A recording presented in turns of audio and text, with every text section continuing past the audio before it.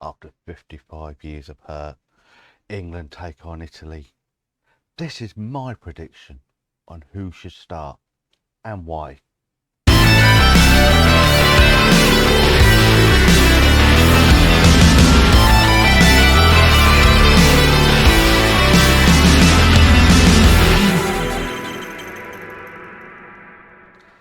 Hi guys, welcome back to the channel. My name's Route 1 FM. First of all, can I get you to like the video, subscribe to the channel, and of course, leave a comment.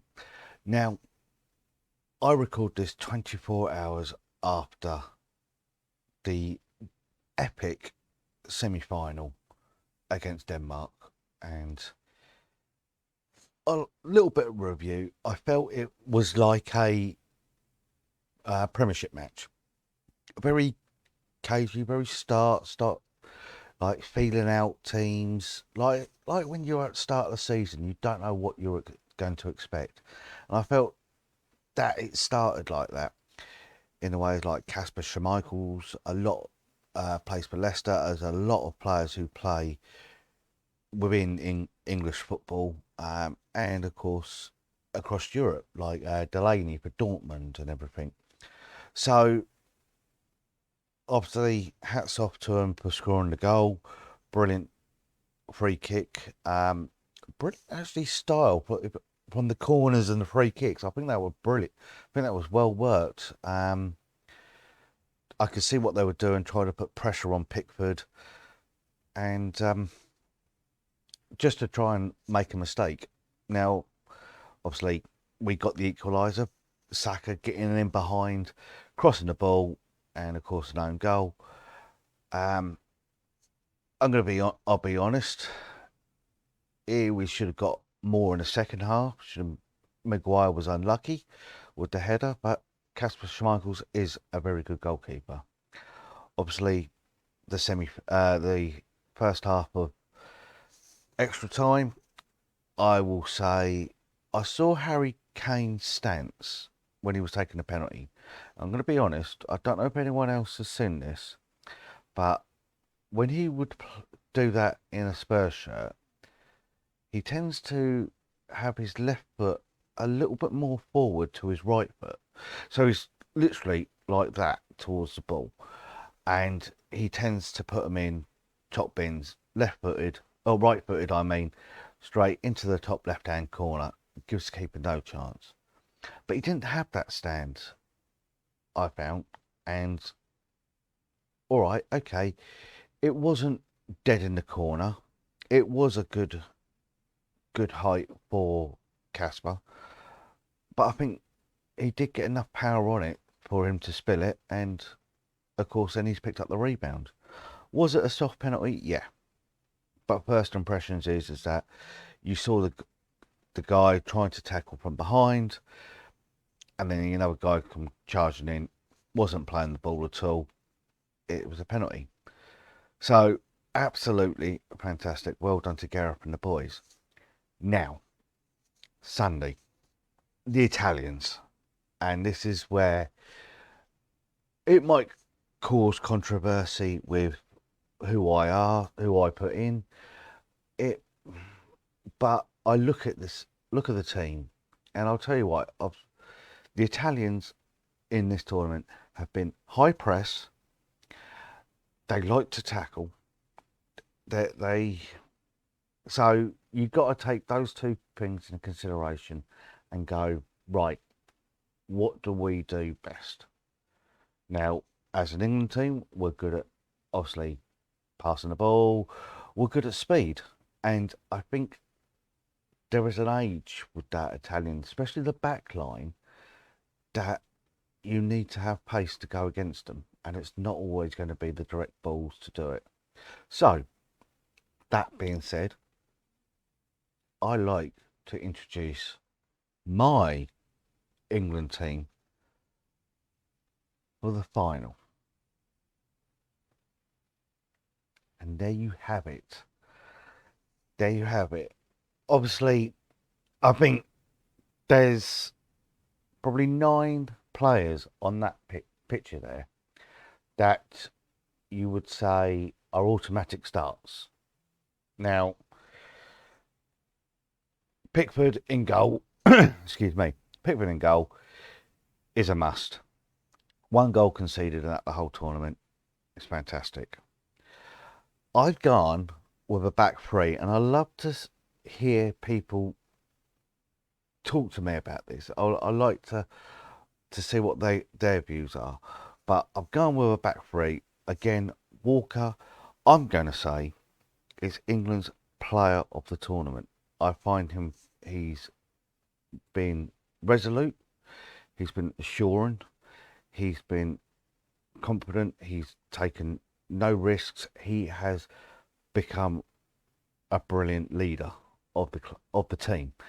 And obviously, if he carries on, he carries on. I know obviously we got people waiting in the wings, but he is a fantastic servant to the country, very passionate, and I like the way he plays. And being a former keeper, to have someone like that at right back who's no nonsense, he knows what he's doing. He will clear the ball when it needs to be cleared. He doesn't take risks as such, and he's got that hell of a long throw as well.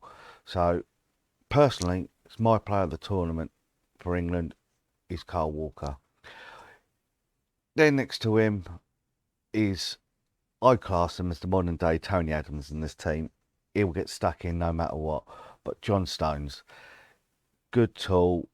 He commands that central free, should we say. And of course, he's got the connection there with Walker, obviously being the Man City side of things. And then we go with the left-footed, or he likes to play left-sided, Harry Maguire. You can't argue. It's good to have that option there. So Maguire is very, very good. He gets dangerous. And of course, in an attacking sense, if he goes on and bombs forward, Stones and Walker have already got things covered because they've got pace and everything. So they can wait till someone drops back.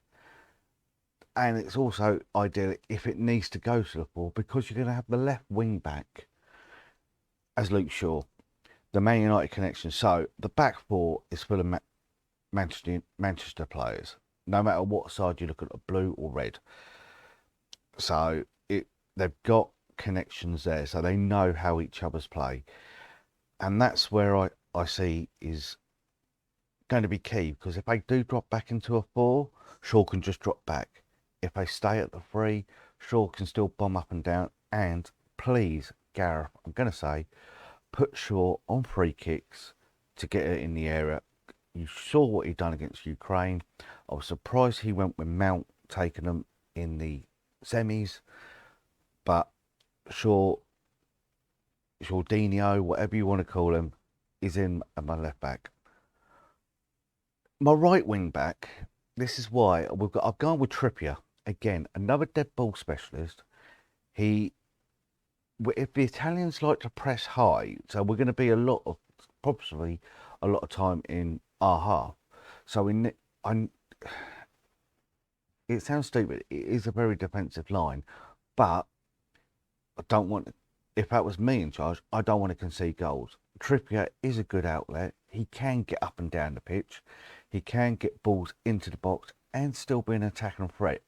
But if Kyle Walker then pushes on up on the right hand side, Trippier can then drop back. So it's got cover.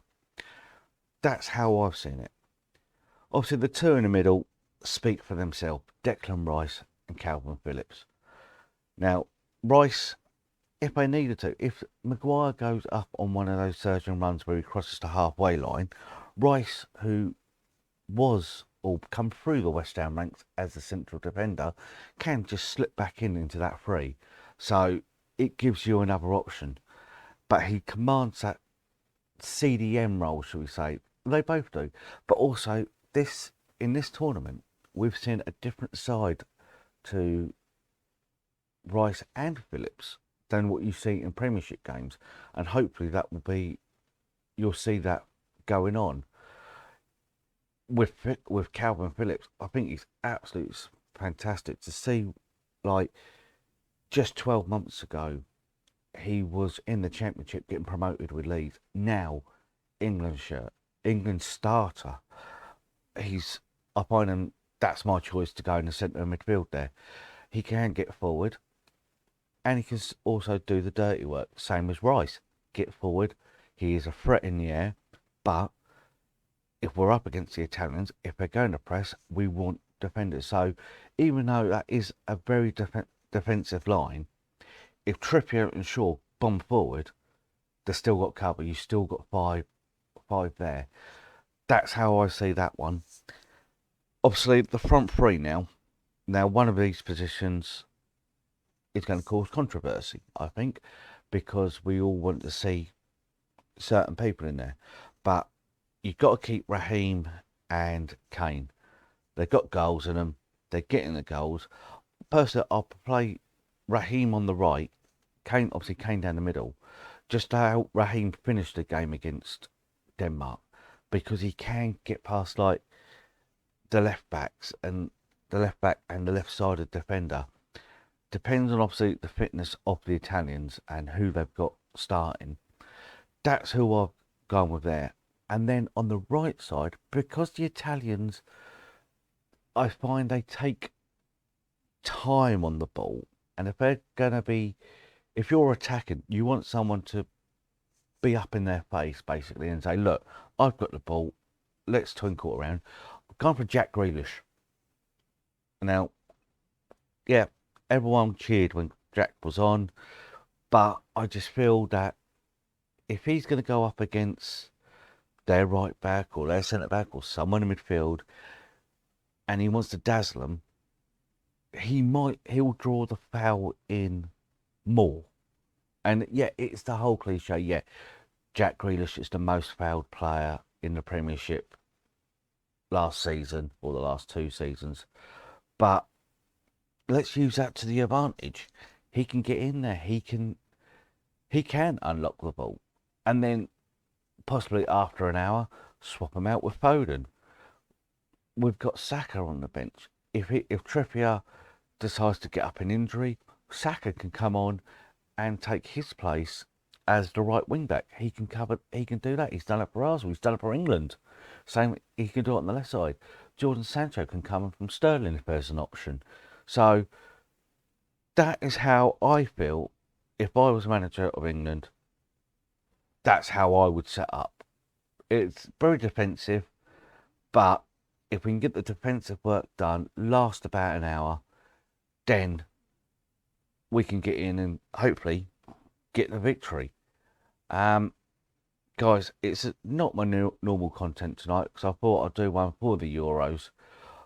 Just trying a little something different as well. But if you can hit me up on my socials, it's Route 1 FM on Twitter and Instagram. And of course, you find me on YouTube. All I can say is, come Sunday night, let's hope that Harry Kane goes and lifts that trophy. And I tell you what, probably when the dust has settled on the Monday, we'll do a review video. Why not? Why not? Guys, no matter what you call it, football, soccer, football, just remember, it's the love of the game. And come on, England.